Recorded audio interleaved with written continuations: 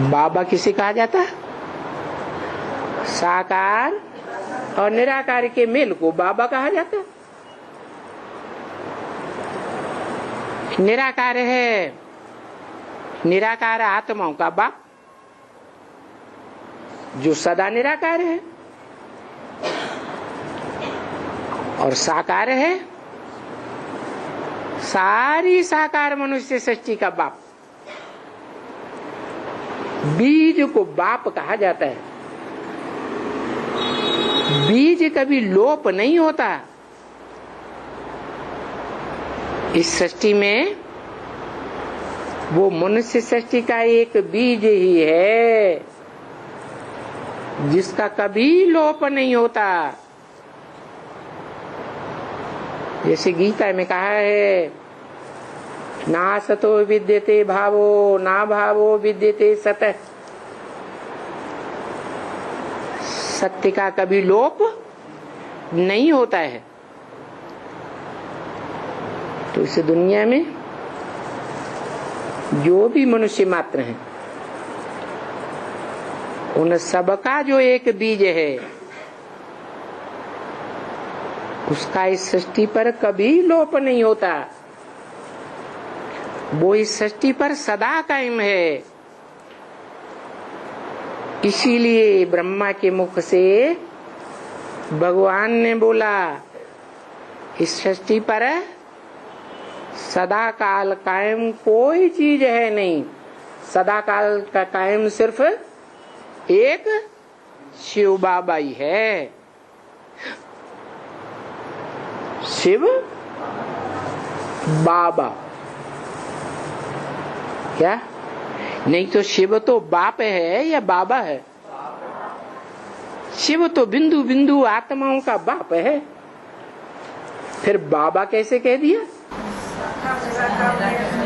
साकार निराकार का मेल। तो निराकार का मेल शिव वो इस सृष्टि पर सदा कायम रहता है, समान बनता है। जो शिव बाप है वो तो इस सृष्टि पर सदा कायम होता ही नहीं।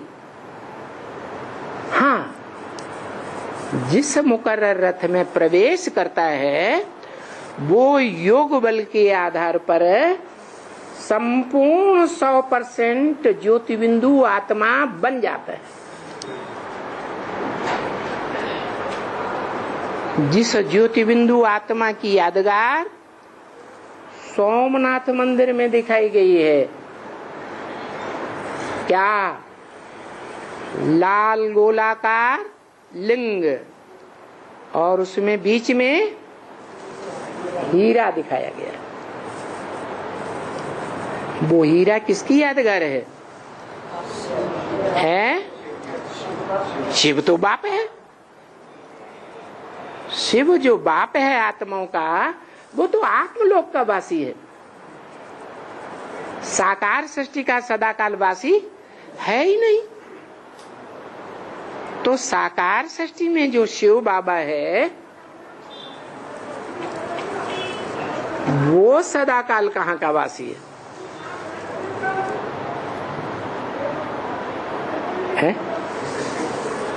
कहाँ का वासी है? साकार सृष्टि का वासी है। तो वो निराकार आत्माओं का बाप जो निराकारी लोक का सदा रहने वाला है, सदा शिव कहा जाता है। वो सदा शिव सृष्टि पर जब आता है तो विरुद्ध लेता है, मैं तुम बच्चों को नंबरवार आप समान बना करके जाऊंगा। तो कोई बच्चा तो शिव समान 100% निराकारी निर्विकारी निरहंकारी बनता होगा ना? नहीं बनता होगा? बनता है। जो बनता है उसका नाम शिव के साथ सदा जोड़ा जाता है। क्या कहते हैं? शिव शंकर भोलेनाथ। तो देखो, साबित हो गया कि शिव इस सृष्टि का सदा कालवासी नहीं है, साकार सृष्टि का। इस सृष्टि का सदा कालवासी वो है आत्मा जो योग बल से अपन को शिव समान निराकारी, निर्विकारी, निरहंकारी बना लेती है। वो आत्मा निराकारी भी और साकारी भी, माने वही आत्मा है जिसके लिए गीता में बोला है अव्यक्त मूर्तिना। क्या मूर्ति भी है, माना साकार भी है और अव्यक्त भी है। अव्यक्त माने जो आंखों से दिखाई देने योग्य नहीं है, माना संपूर्ण आत्मा है। आत्मा इन आंखों से दिखाई नहीं देती है, तो उसका यादगार शिव के मंदिरों में दिखाया जाता है।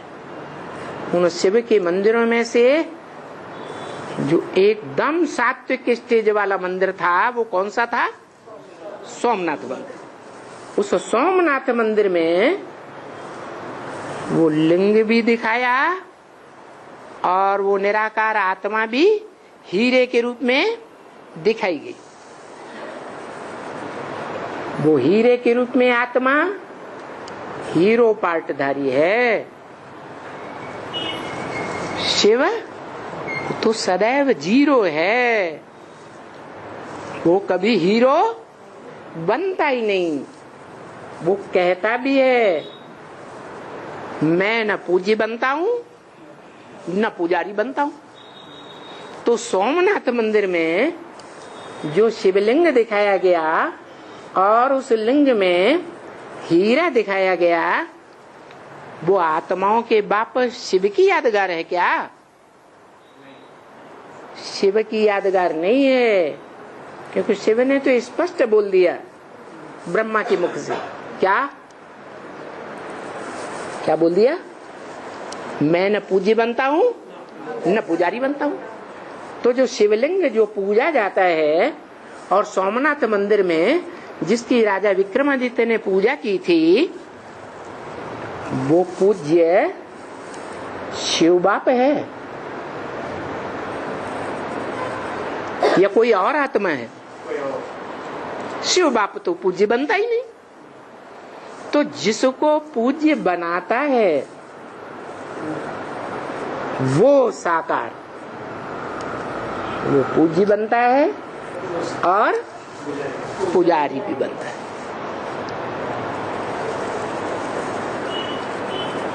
इतने मंदिर हैं भारतवर्ष में।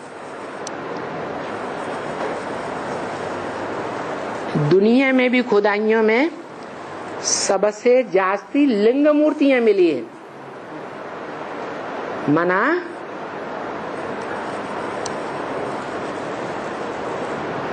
उसका प्रभाव इस दुनिया में सार्वभौम रहा है।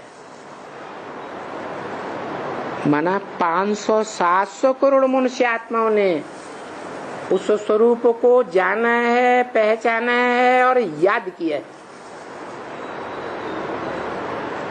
इसलिए गीता में आया है मन मना भव। क्या? मेरे मन में समा जा। ये शिव कहेगा मेरे मन में समा जा। शिव को मन है ही नहीं, तो कौन कहता है मेरे मन में समा जा? है जिसमें प्रवेश करता है वो कहता है मेरे मन में समा जा। प्रवेश तो तमो प्रधान मनुष्य में करता है, पतितम कामी कांटे में करता है। क्या वो कहता है मेरे मन में समा जा? अरे जो तमो प्रधान कामी काटा है उसकी बुद्धि में विकारी संकल्प चलेगा या निर्विकारी संकल्प चलेगा? है विकारी संकल्प चलेगा। वो थोड़ा ही कह सकता है मेरे मन में समा जा। हाँ, वो ही शख्सियत बाप को याद करते करते सुप्रीम सोल फादर को याद करते करते बाप समान जब बन जाता है तो वो कह सकता है मत मना भव, मेरे मन में समा जा। क्यों? क्योंकि सदा काल उसके मन में क्या है? ज्योति बिंदु शिव, निराकार शिव, दूसरा कोई संकल्प है ही नहीं। वो तो निसंकल्प हो गया कि इच्छा मात्रम अविद्या है? इच्छा मात्रम अविद्या, कोई इच्छा नहीं। मैं आत्मा ज्योति बिंदु, मेरा बाप ज्योति बिंदु, दोनों एक जैसे, बिंदु बिंदु एक जैसे। उस स्टेज में समाई हुई आत्मा कह सकती है संपन्न स्टेज में मेरे मन में समा जा। कौन समा जा? वो सब समा जाएं 500-700 करोड़ मनुष्य आत्माएं जो मुक्ति और जीवन मुक्ति पाते हैं। 500 करोड़ आत्माएं मुक्ति जीवन मुक्ति पाएंगी या नहीं? है? नहीं पाएंगी? सब पाएंगी। तो सभी आत्माएं जो भी कलयुग के अंत में 500-700 करोड़ हैं, जब महामृत्यु का समय होगा, महाविनाश होगा, उस समय तक कोई भी धर्म की आत्मा हो, नास्तिक से नास्तिक मनुष्य आत्मा क्यों न हो, उसकी बुद्धि में भी, उनके मन बुद्धि में भी कौन समाया हुआ होगा? साकार या निराकार? साकार को याद करना सहज या निराकार को याद करना सहज? साकार को याद करना सहज। इसीलिए शिव बाबा ने साक्षात्कार में जो चित्र बनवाए, शुरुआत में उनमें झाड़ का चित्र है। उसमें सबसे ऊपर देखो कौन बैठा हुआ है? नग्न अवस्था में बैठा हुआ है। माना देह की स्मृति नहीं है, देह की इंद्रियों की स्मृति भी नहीं है। इसलिए वो लिंग रूप में दिखाया जाता है मंदिर में। लिंग में इंद्रियां होती ही नहीं। हाथ, पांव, नाक, आंख, कान होते हैं? नहीं होते। इंद्रियों की स्मृति ही नहीं है। इंद्रियों से कोई प्रकार का सुख लेता ही नहीं है। वो तो अतीन्द्रिय सुख में रमण करता है।